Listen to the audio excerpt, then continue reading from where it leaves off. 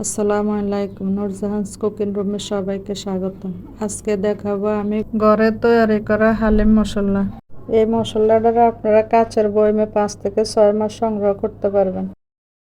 আমি এখানে এই সাইজের একটা চামচের 2 চামচ নিয়েছি জিরা, 2 চামচ নিয়েছি মিষ্টি জিরা, 5-6টা লং নিয়েছি। এখানে নিয়েছি জয়িত্রী, 5-6টা নিয়েছি এলাচ, 2-3 টুকরা নিয়েছি দারুচিনি, আর 1 চামচের একটু কম নিয়েছি মেথি, আর 4-5টা শুকনো মরিচ।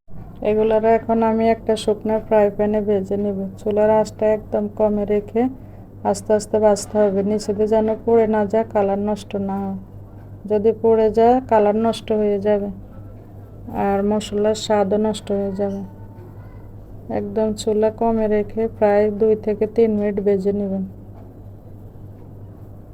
আমার এগুলো ভাজা হয়ে গেছে, এগুলোর আমি ব্লেন্ডারে গুঁড়া করে নিয়েছি। আপনারা চাইলে পাটাতে গুঁড়া করতে পারেন। হালিম মিক্স দেখার জন্য আমার চ্যানেলে চোখ রাখবেন, ভালো লাগলে একটা লাইক দেবেন।